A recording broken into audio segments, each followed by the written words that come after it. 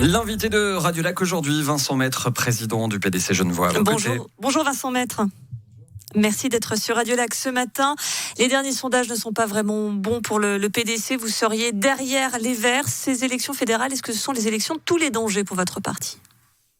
Difficile de dire. Ce que je sais, c'est qu'on enterre le PDC de façon récurrente avant chaque élection et que finalement, ça reste le premier parti au Conseil des États, le quatrième au Conseil national. Alors, c'est vrai, les indicateurs sont peut-être pas forcément au vert intense, mais comme à chaque fois, en tout cas, on essaiera évidemment de se démener, de se battre pour au moins se stabiliser, voire même continuer à progresser. C'est ce qu'on fait à Genève d'ailleurs, contrairement à ce que les gens pensent.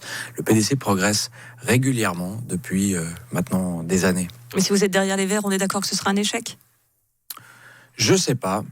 Ça dépend dans quelle proportion. C'est indéniable que les Verts, on le voit en poupe. On l'observe en Europe, on l'observe en Suisse, dans les cantons.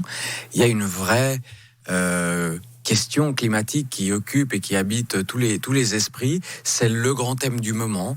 Peut-être qu'effectivement les Verts bénéficieront de cette prise de conscience-là et de cette thématique-là, et puis que ça se rééquilibrera dans 4 ans, ou que sais-je, quand on aura pris des vraies mesures. Pour faire mentir les mauvais sondages, pourquoi ne pas faire parler de soi ? C'est un petit peu l'idée de la stratégie de campagne du PDC, avec ce fameux clip du PDC Suisse qui a beaucoup fait parler. Votre section, la section genevoise, s'est d'ailleurs désolidarisée de cette stratégie. On a l'impression là quand même que ça fait un peu panique à bord, cette stratégie d'attaquer nommément les autres candidats.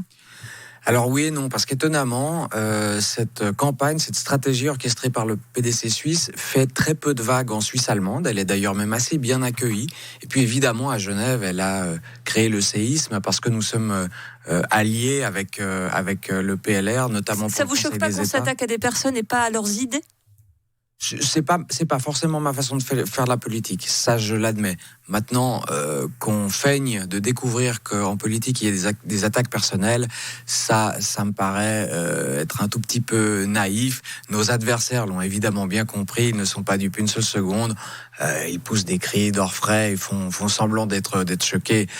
C'est malheureusement déjà une constante. Ça fait un peu politique, basse politique quand même.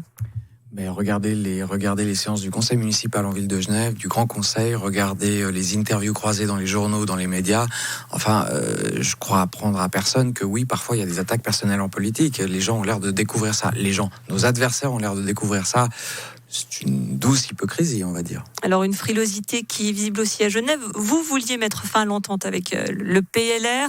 Non, les délégués du PDC ont décidé que non. On conservait cette entente. Il y a donc une mésentente sur la question. Vous n'avez pas peur que les électeurs PLR vous le fassent un peu payer, ça, quand même ? Alors, j'étais déjà venu m'exprimer là-dessus. Non, je n'ai pas voulu mettre fin à l'entente. Et je le répète, j'ai effectivement, avec mon équipe de présidence, poser une question, parce que je pense que c'était à nos militants de base de poser la question, c'est sous-entendre qu'il y a une envie d'y mettre fin. C'est sous-entendre qu'il y a une alternative et c'est proposer des choix. Et c'est comme ça que je conçois la politique, c'est laisser précisément à nos délégués, à nos militants, le choix de choisir quelle voie ils veulent prendre pour le parti. Effectivement, il y avait ces 2 questions qui étaient posées. La première, est-ce qu'on continue de façon traditionnelle avec les PLR ? La deuxième, est-ce qu'il y a d'autres alliances possibles ? On a eu la réponse, dont acte. On fait une campagne franchement remarquable de solidarité et de cohésion avec le PLR. On a eu une soirée la semaine dernière. Que les électeurs PLR vous le fassent payer ? Je crois pas. Je crois que les choses sont claires. Et puis les électeurs PLR sont suffisamment intelligents pour se rendre compte que poser une question, c'est légitime, c'est même plutôt sain dans une démocratie comme la nôtre. Hier, nous recevions Nicolas Walder, votre pendant des Verts genevois. On lui demandait évidemment s'il faisait un bon résultat, s'ils allaient demander à avoir un siège au Conseil fédéral. La réponse devrait vous intéresser. Probablement oui, nous demanderons qu'il y ait un poste supplémentaire, mais les Verts ont toujours été très clairs. A priori, ce ne serait pas au détriment du PDC, mais du PLR, qui, avec environ 16%, a deux sièges aujourd'hui. Donc effectivement, si un siège devait être perdu pour un parti, ce serait plutôt le PLR. Si les Verts réclament un siège au Conseil fédéral, ce serait plutôt celui du PLR et pas celui du PDC. Ouf! Non, pas ouf, ce sont des propos qui n'engagent que Nicolas Walder. Il n'est pour moi pas...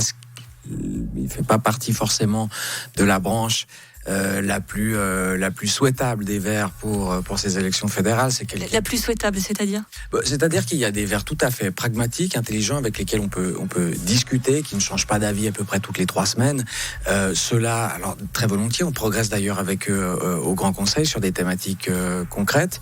Maintenant, savoir si c'est le PLR ou le PDC qui devra céder un siège aux Verts au Conseil fédéral, ça me paraît en l'état un petit peu hasardeux. Peut-être qu'il serait sage d'attendre le 20 octobre le résultat des urnes avant de tirer des plans sur la comète. Rendez-vous donc le 20 octobre, où il y aura d'ailleurs une émission spéciale sur Radio Lac. On aura l'occasion de se revoir à ce moment-là. Merci beaucoup Vincent Mettre, président du PDC Genevois.